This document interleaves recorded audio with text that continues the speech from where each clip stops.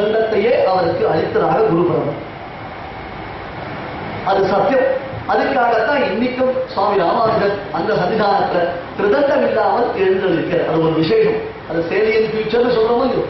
ஓடி போய் விழுந்து பவனாசிரியர் முழுக்க போட்டு ஓடி விட்டா போடாது. என்ன விசேஷம்னு நம்ம பார்க்கிறோம். அப்ப சோதியன உலகெல்லாம் சுகம் பெறவே வந்துரித்த ஆதிகுரு நரசிங்கன் அருளாரே யோகியான ஆதிவன்ஷி சடகோபன் அடியினை என் மொழியறிய எங்கள் ஆதிவன் சடகோப சுவாமியுடைய சவனார விண்ணங்கள் தான் எனக்கு மகுட்டங்கள். பரதாழ்வான் ராமனுடைய மாருதியை தனக்கு மகுடமாக ஸ்வீகரித்ததை போல இங்கே எழுந்தலில் இருக்கக்கூடிய எங்கள் ஆதிவன் சடகோப சுவாமி அவருடைய திருவடி இணைகள் தான் எனக்கு மகாரகம் மகுடத்வயம்னு 2 கிரவும் எனக்கு சாதாரண கிரவுல 2 அப்படி இருக்குன்னு. அப்ப நபக்த ஜந்தோஹோ அபரோஸ்தி யோகி. பக்தர்கள் யோகிராஜராம சுவாமி ஆதிவன் சடகோப சுவாமியை தவிர்த்து வேறொரு பக்தாகிரேசர் இல்லை. இல்ல இவருக்கு முன்பாக சுவாமி ஸ்ரீபாஷ்யகாரரை நாம் கை கொண்டாலும் அதுவும் விசேஷமாகத்தான் விளங்கக்கூடியது. அஹோபிலம் சேரி வதந்தி கேச்சித். இந்த க்ஷேத்திரத்திற்கு அற்புதமான ஒரு திருநாமம் உண்டு. அஹோபிலம் சேதி வதந்தி கேச்சித் அஹோபலம் சேதி பரேத்வபிக்ஞா. ஒரு சிலர் அஹோபிலம் என்று வழங்குகிறார்கள், வேறு சிலர் அஹோபலம் என்று வழங்குகிறார்கள். அஹோவீர்யம் அஹோ சௌரியம் அஹோ பாகுபராக்கிரம நாரசிம்ம பரம் தெய்வம் அஹோபிலம் அஹோபிலம் அஹோபலம் அஹோபலம் அஹோபிலம் அஹோபலம். பலவிதமாக அனுசந்திப்பது உண்டு. எத்தனை வீரம், அஹோ வீரியம் அஹோ சௌரியம் அஹோ பாகுபராக்கிரம. அல்லி பாதர் புல்க நின்ற 1000 தோழன் என்று பெயர் பெற்றவனுக்கு பாகுபராக்கிரமம் எப்படி இருக்கும் சுவாமி? நரசிம்மா அதிகச்சதேவகான அஹோ சௌரியம் அஹோ பாகுபராக்கிரம நரசிம்ம பரம் தெய்வம். நிருசிம்மன் தான் பரதெய்வம், நிருசிம்மன் தான் பரதரம். ஏன்னா ரங்கநாதனுக்கு பெரிய பெருமாள் என்று ஒரு திருநாமம். எல்லாரும் ரங்கநாதர் பெரிய பெருமாள் கொண்டாடி இருக்கும். காரணம் என்ன? தோலார தனி வீரன் தொழுத கோவில். தோலார தனி வீரன் ராமன். அந்த ராமனே ஆராதிப்பதினாலே ரங்கநாதருக்கு ஒரு தனிப்பட்ட பெருமை உண்டு. ராமன் பெருமாள். அந்த பெருமாளான ராமன் ஆராதித்தவன் ரங்கநாதன். ஆகையாலே இவன் பெரிய பெருமாள் என்று கொண்டாடப்படுகிறார். நிருசிம்மனுக்கு ஒரு திருநாமம் உண்டு, பெரிய பெருமாள். பெத்த பெருமாள். அது எப்படி சுவாமி கேட்டா, அஹோபில கஷேத்திரம் தான் புராணங்களில் பிரசித்தமான கிஷ்கிந்தா என்பதாக பெரியோர்கள் ஒரு நிர்ணயம் பண்ணியிருக்கார். மகாவித்வான் கேசவயங்கார சுவாமி பார்வர் அட்டார்னி ஜெனரல் பராசரர் அவருடைய திருத்தகப்பன் அவர் இந்த அஹோபில கஷேத்திரத்துடைய வைபவங்களை வர்ணிக்கும் பொழுது கிஷ்கிந்தை என்னும் கஷேத்திரம் இதுதான் என்பதை பல பிரமாணங்களை காட்டி நிரூபணம் பண்ணியிருக்கு. அந்த கிஷ்கிந்தைக்கு ராமன் தான் பிரசித்தம் தானே. ஸ்ரீ விஷ்ணு புராணத்துடைய எக்ஸ்டென்ஷன் ஒன்று இருக்கு. விஷ்ணு தர்மோத்தரம் என்று பேர். அது விஷ்ணு புராணத்துடைய எக்ஸ்டென்ஷன். அந்த விஷ்ணு தர்மோத்தரத்துல 5 ஸ்லோகங்கள் பிரசித்தமானவைகள். அவற்றுக்கு ராம பஞ்சாமிர்த ஸ்தோத்திரம் என்று பேர். அஹோபிலம் நாரசிம்ஹம் கத்வா ராம பிரதாபவ நமஸ்கிருத்வா ஸ்ரீ நிருசிம்ஹம் அஸ்தௌஷீத் கமலாபதி. அஹோபிலத்திற்கு சென்ற ஸ்ரீ ராமன் அங்கே ஸ்ரீ நிருசிம்மனை குறித்து 5 ஸ்லோகங்களை அருளி செய்து அப்பெருமானை வழிபட்டான் என்பது விஷ்ணு தர்மோத்தரத்தில் ராம பஞ்சாமிர்த ஸ்தோத்திரத்தினுடைய அவதாரிகையில் நாம பார்க்கிறோம். ஆகையால ராமன் நிருசிம்மனை சேவிச்சிருக்கானதுக்கு ஆதாரம் இருக்கு. ராமன் பண்ணின ஸ்தோத்திரத்தை நாம இன்னைக்கு அனுசந்தானம் பண்றோம். அப்ப ராமன் சேவிச்சதால் ரங்கநாதருக்கு பெரிய பெருமான் பேர் இருந்ததுன்னா இப்ப அதே ராமன் சேவித்ததால் தான் நிருசிம்மனுக்கு பெரிய பெருமான ஒரு திருநாமம் உண்டு. அதன் பின்னர் கலியுகத்துல ஸ்ரீனிவாசன் ஸ்ரீ அஹோபில நிருசிம்மனை ஆராதித்தார். வெங்கடாச்சல மகாத்மியத்துல ஸ்ரீனிவாச கல்யாண பட்டம். ஸ்ரீனிவாச கல்யாணம் நடக்கணும். பெருமாள் மணவரையில் உட்கார்ந்து இருக்க ஸ்ரீனிவாசன் பக்கத்துல 10ஆவது தாயார். அப்ப அந்த கல்யாணத்துக்கு யாரு கேட்டரிங்? பெரிய பிரச்சனை இருக்கு. கல்யாணத்துக்கு யாரு கேட்டரிங் அப்படின்னு யோசித்து பார்த்தா பிரம்மதேவர், சுவாமி பெருமாள் கல்யாணம்னா நிறைய வைதிகால் வருவா. வைதிகால் ஒருத்தரை வச்சு சமாளிக்கிறதே கஷ்டம். ஊர்ல இருக்கிற அத்தனை வைதிகால வச்சுருந்தா ரொம்பவே கஷ்டம். ஏன்னா இவா பார்த்து அவா சாப்பிட மாட்டா, இவா கொடுத்து அவா சாப்பிட மாட்டா, ஒருத்தருக்கு ஒருத்தர் பிசுரும் ஒரே இம்சியா இருக்கும். இந்த தனித்தனியா இவா கூட்டி வச்சுட்டு தனியை படித்தா அது வேலைக்கு ஆகாது. யார் ஒருத்தர் தலிகை பண்ணா எல்லாரும் சாப்பிடுவாளோ அப்படி மாதிரி அந்த மாதிரி ஒரு கேட்டரை ரெடி பண்ணுவோம். யார் சமையல் பண்ணா யார் தலிகை பண்ணா எல்லாரும் சாப்பிடுவாளோ அப்படி ஒருத்தர் அப்பாயின்மெண்ட் பண்ணுது. உடனே பிரம்மா யோசிச்சார், யாரு தொட்டா எல்லாரும் சாப்பிடுவாங்க, யாருடைய சம்பந்தம் இல்லைன்னா யாராலையும் சாப்பிட முடியாது. அக்னி தேவனுடைய சம்பந்தம் இல்லைன்னா யாராலும் சாப்பிட முடியாது. ஏன்னா தலிகை பண்ணணும்னா அக்னி தான் முக்கியம். அப்ப அக்னி தேவன் சம்பந்தம் இல்லாமல் யாராலும் சாப்பிட முடியாது. அப்ப பெஸ்ட் என்ன, அக்னி தொட்டா எல்லாரும் சாப்பிடலாம். எனவே அக்னி தேவனே நீயே பார்க்க கைங்கரியத்தை பண்ண முடியும். பார்க்கணும்னா தலிகணும். அக்னி தேவன் சொன்னார், சுவாமி எப்படி டெய்லி வேஜஸா கான்ட்ராக்ட் ஆகும், ஒரு இலைக்கு இவ்வளவு பேசிக்கிறாங்க, அப்படிதான் பேசிக்க வேலைக்கு ஆகாது. ஒண்ணு பண்ணு, நீ தலிகை பண்ற அளவுக்கு பாத்திரங்கள் கிடையாது, பெருசா சுவாமி புஷ்கரணி இருக்கு, அது அரிசியை கலந்து போடுது.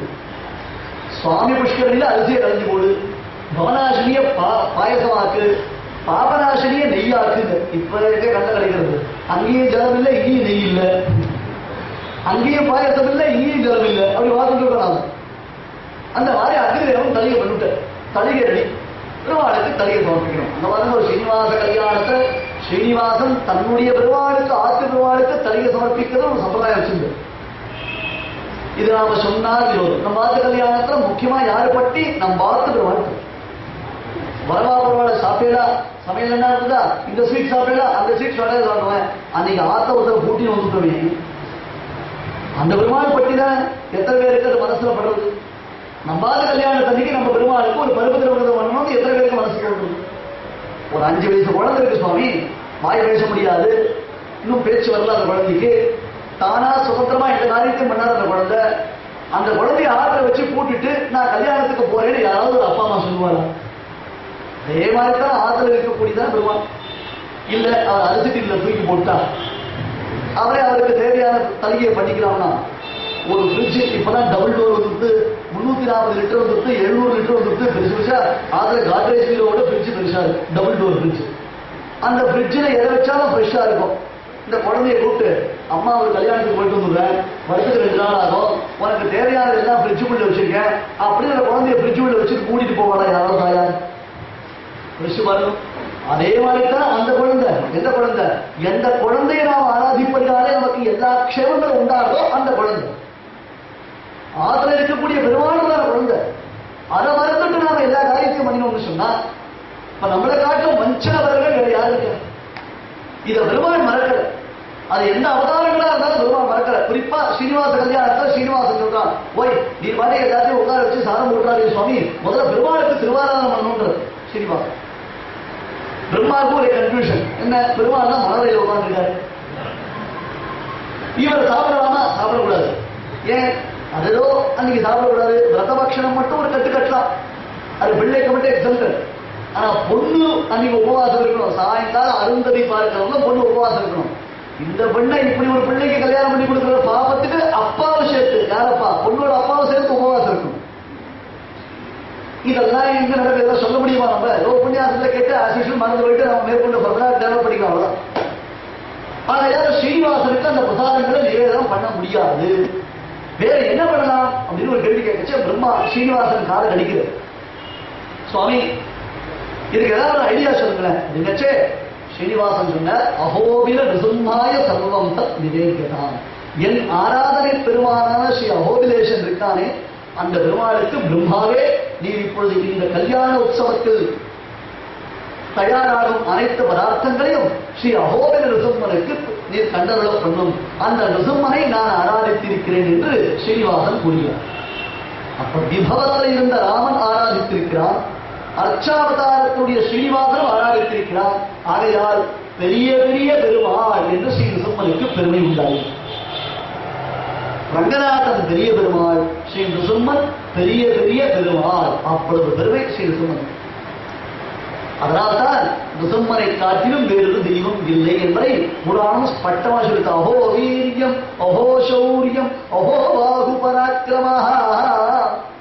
அது தவிர வெங்கடாச்சல மகாத்மியத்திலையும் அகோபில கஷேத்திர மகாத்மியத்திலையும் இந்த மலையினுடைய பெருமை வர்ணிக்கும் பொழுது மதனம் வெங்கடாகிரிஸ்யார், இந்த தொடர்ச்சி மலை இருக்கு அகோபில மலை, அதனுடைய மதனம்னா சிரோபாகம். இந்த சிரோபாகம் இது மதனம் வெங்கடகிரி, அதனுடைய முன்பாகம் இருக்கு அதுதான் வெங்கடகிரி. விசேஷமான திருவேங்கடமாமலை. மத்தியம பிரதேசம் ஸ்ரீ அகோபிலம். புச்சம்னா வால்பகுதி, அது ஸ்ரீசைலம் என்னும் சிவக்ஷேத்திரம்.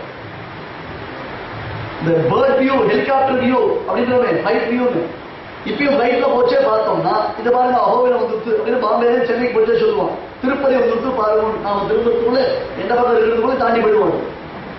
அதே மானசீகமா பெருமாளை சேவிக்க வேண்டியதுதான். அதுல இருந்து நாம பார்த்தோம்னா இந்த வெங்கடகிரியிலிருந்து ஆரம்பித்து ஸ்ரீசைல பரிவர்த்தம் ஒரே தொடர்ச்சியா இருக்கும் அந்த மலை. இதை பார்த்தா ஆதிசேஷன் அப்படி படுத்துட்டு இருக்காத மாதிரி தெரியும். அதனால்தான் சேஷகிரி என்பது அந்த உத்தமமான பர்வத சிகரத்திற்கு பெயர். நல்ல கரும்பு, புஷ்டியான கரும்பு. அந்த கரும்பை பறித்து அதை பார்த்தோம், சாப்பிடணும்னு ஆசை இருக்குன்னா கரும்பினுடைய வேர்பாகம் இருக்கும், அந்த வேர்பாகத்தை கழிச்சிடும். கரும்பினுடைய மேல்பாகம் இருக்கும், அது தோகை, அந்த தோகை பாகத்தையும் கழிச்சிடும். அப்ப வேர்பாகமும் நமக்கு உபயோகம் இல்லை, தோகையும் உபயோகம் இல்லை. நடுவில் இருக்க பாருங்க மத்தியம பாகம் கரும்பு, அதுதான் ரசாவகமா இருக்கும். அந்த கரும்பு தான் நாம ஜூஸ் பண்ணி சாப்பிடுறோம், இல்லை கழிச்சு சாப்பிடுறோம். அது போலத்தான் அகோபிலம் என்பது மத்தியம பிரதேசத்தில் இருக்கிறதால வேர்பாகத்தை புச்சபாகத்தை காட்டிலும் அகோபில கஷேத்திரத்திற்கு பெருமை அதிகம் சொல்லுவாங்க. இது கரும்பினுடைய மத்தியம பிரதேசம் மாதிரி இருக்கப்பா, அது பெருமை. பகவான் ஸ்ரீ நந்திகேஸ்வரர் பரமசிவனை குறித்து உக்கிரமான ஒரு தவத்தை செய்து அவருடைய தவத்திற்கு பிரசன்னனான பரமசிவன் நந்திகேஸ்வரருக்கு காட்சி அளிக்க, உமக்கு என்ன சுவாமி வர வேண்டும் என்பதாக நந்திகேஸ்வரை பார்த்த பரமசிவன் கேட்க, நான் இந்த பிரமதகணங்களுக்கெல்லாம் தலைவராக இருக்க வேண்டும் என்பதாக நந்திகேஸ்வரர் வரம் பெற்றார். அப்படி நந்திகேஸ்வரர் தவம் செய்த இடம் நந்தியாசிரமம் என்று வழங்கப்படுகிறது. அந்த நந்தியாசிரமம் தற்காலத்தில் நந்தியார் என்று பிரசித்தமாய் அமைந்திருக்கிறது.